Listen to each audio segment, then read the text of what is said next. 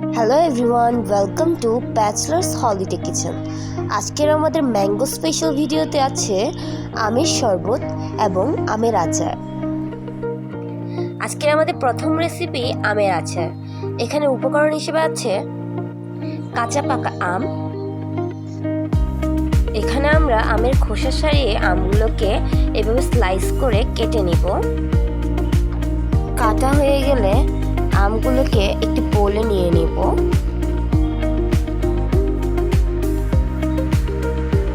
তারপর এখানে দিয়ে দেব 6 চামচ মতো চিনি।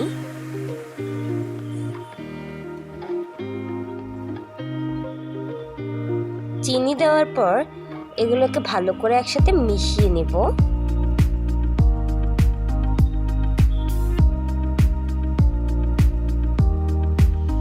ভালো করে মেশানোর পর এগুলো রেখে দেব।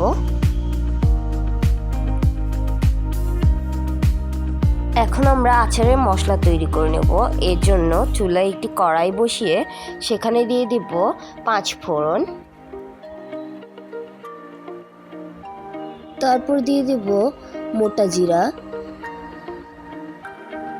কালো জিরা, তেজপাতা, দারুচিনি, এলাচি, দিয়ে দিব শুকনো মরিচ। তারপর সবকিছু একসাথে ভালো করে ভেজে নিব। এভাবে প্রায় 5 থেকে 7 মিনিট পর্যন্ত এগুলো ভালো করে ভেজে নিব।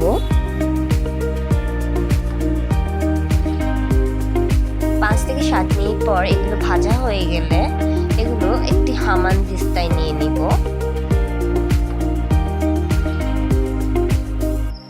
এখন এগুলোকে হামানদিস্তায় ভালো করে পিষে নিব এবং এগুলো ততক্ষণ পর্যন্ত পিষতে থাকবো যতক্ষণ পর্যন্ত এগুলো ভালো করে গুঁড়ি না হয়ে যায়।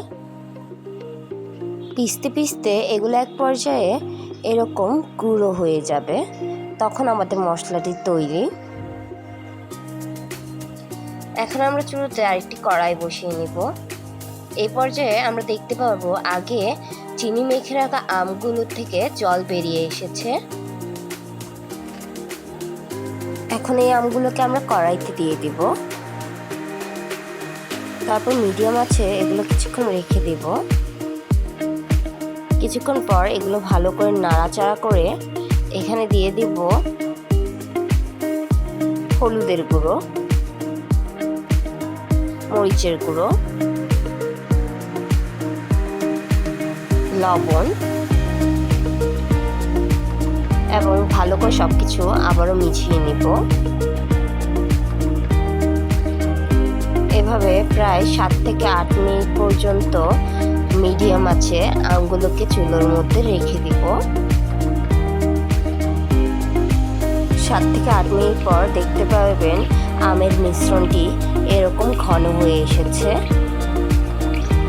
রংটাও কিছুটা পাল্টে এসেছে।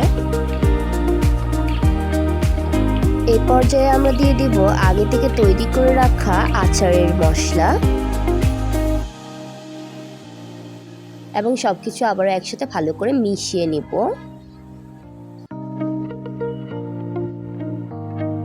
তারপর 5 থেকে 10 মিনিট পর্যন্ত এগুলোকে চুলোয় মিডিয়াম আঁচে রান্না করে নিব। 5 থেকে 10 মিনিট রান্না করার পর আপনারা দেখতে পারবেন এগুলো অনেকটাই ঘন হয়ে এসেছে। এখন আমাদের রেসিপিটি সার্ভ করার জন্য তৈরি। এখন একটি থালে এগুলো সার্ভ করে নিব। তাহলেই তৈরি আমাদের আজকের আমের আচার। এখন আমাদের নেক্সট রেসিপি আমের শরবত। এখানে উপকরণ হিসেবে আছে কাঁচা আম। আমগুলোকে এভাবে কুচি করে নিব। তারপর নিয়ে নিব 2টো মরিচ। তারপর একটি মিক্সার গ্রাইন্ডারে এগুলো দিয়ে দিব।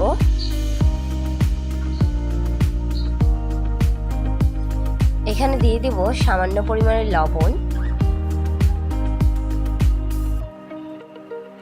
চিনি স্বাদ মতো,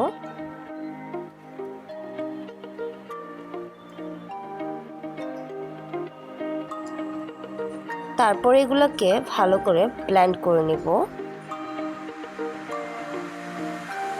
এভাবে প্রায় 4 থেকে 5 মিনিট পর্যন্ত ভালো করে ব্লেন্ড করে নিব। তারপর ব্লেন্ডারের ঢাকনা খুলে দেখতে পারবেন এগুলো ব্লেন্ড হয়ে গেছে। তারপর এগুলো একটু বলে নিয়ে নিব।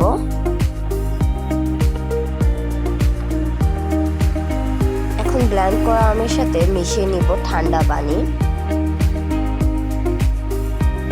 তারপর এগুলো ভালো করে মিশিয়ে নিব।